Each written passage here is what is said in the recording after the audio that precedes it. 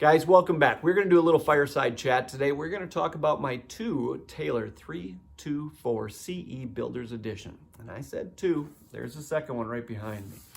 There's a reason why I have two. I'll wait till the end of the video to cover that for those that are interested in it. It has to do with alternate tuning. But I'll tell you this, is there are two main reasons why I was actually interested in this model from Taylor. Now, I have not traditionally been a Taylor guy. I've owned a few of them. I've bought some used, I've bought some new. I've had their steel strings, I've had their nylon strings. So I've definitely owned probably maybe 4 of them in my lifetime. But I always seem to end up back up with Gibson, Martin, and I'm a fan of Larrivee as well. So there's a reason why I don't own any of those anymore, and I'm now strictly using these two Taylors. And here's the first reason. The story of where this wood came from. I'm just telling you right now, I'm a sucker for a good story. And what they have done is very consciously chosen this wood from repurposed sources. That's huge to me. So what I'm gonna do, I'm gonna quick read you about 3 sentences here from Taylor's site. And here's what it says about the wood that's in here and where it's sourced from. The star here is the urban ash, a toned wood source from the city trees that have been selected for removal from urban settings due to weather or disease or damage, public safety concerns, disruptive root systems, or simply reaching the end of its life cycle.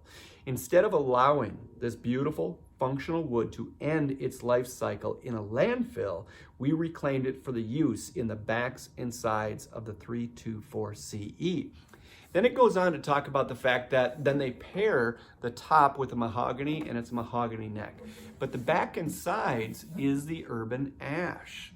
It was just going to go to waste, okay? And so they very consciously have decided to see if they could repurpose that, and it makes a beautiful guitar. So just that story alone, it interests me, okay? So I'm a sucker for that. The second reason is it's a Builder's Edition. And if you haven't looked into Taylor's Builder's Edition, it's kind of a game changer for me. And it's why I don't own the Gibson J45, my Martins, my Larrivees. I loved all of those, and each one of them has a different sound. At this point, if you're going to be spending close to $3,000 on a guitar, there really aren't any $3,000 guitars that I've played. Okay, I'm sure they're out there, but there's none that I've played that sound like garbage. They all sound pretty good. Okay, and I'm looking for a guitar that sounds good, but just as importantly, I'm 50 years old. I actually care about how comfortable the guitar is. Now, I could play my J45 for maybe a half an hour, 45 minutes, and I'd want to put it down. That's as long as I could go. And it's a simple reason that they fixed in the Builder's Edition, that forearm contour. And every other aspect of this guitar is built around comfort and playability.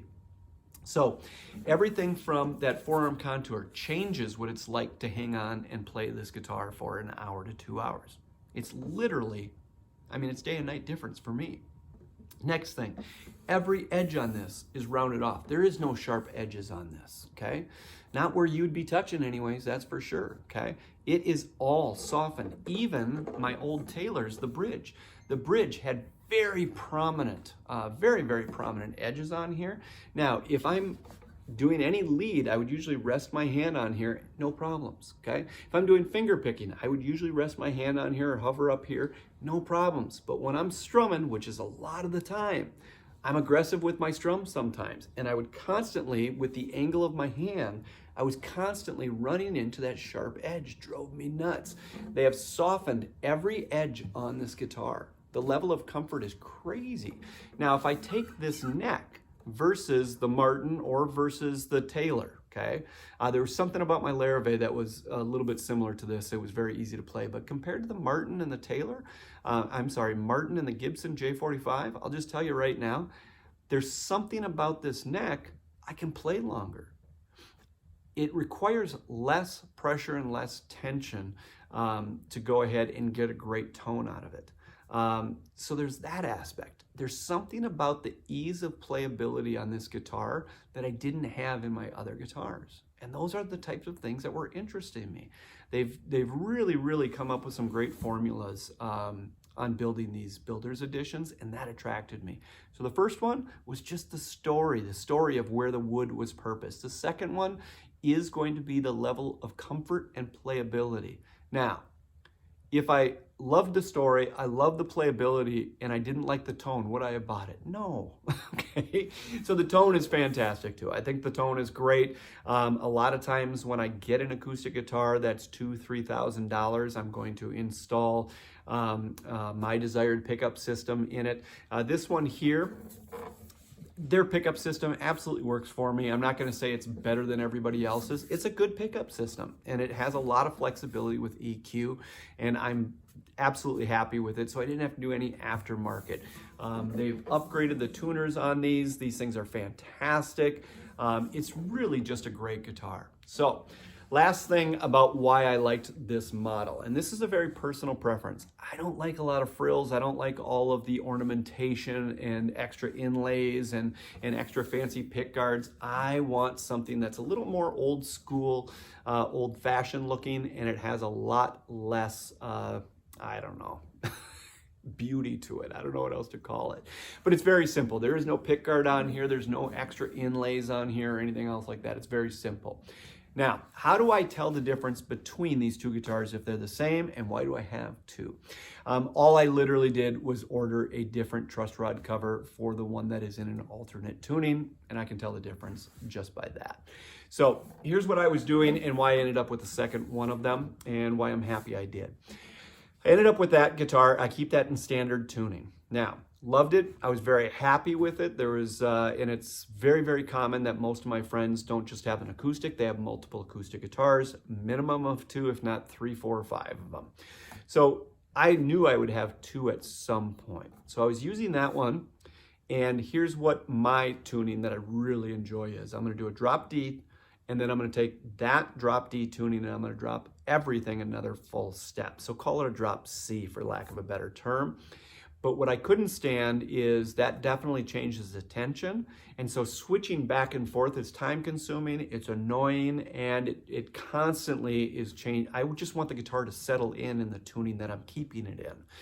So what ended up happening, I got that one. It was $3,000 at Guitar Center. I talked them down $500. Guitar Center, at least locally here, will always tell us we don't negotiate price. So that's garbage. So they went down to $2,500.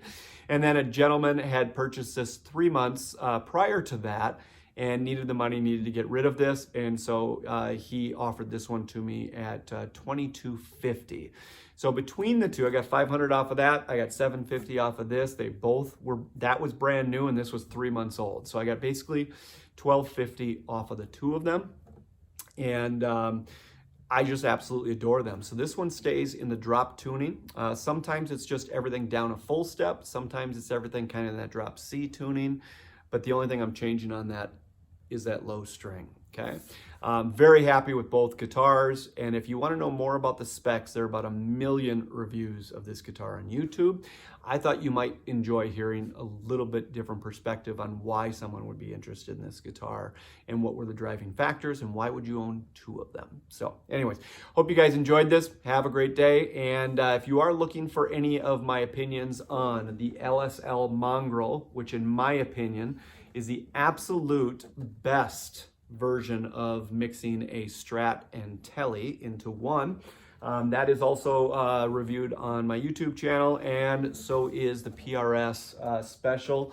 Love that guitar. That semi-hollow body, beautiful, beautiful. Bought that at Dave's Guitar Shop down in La Crosse. Have a great day, guys. Take care. Bye-bye.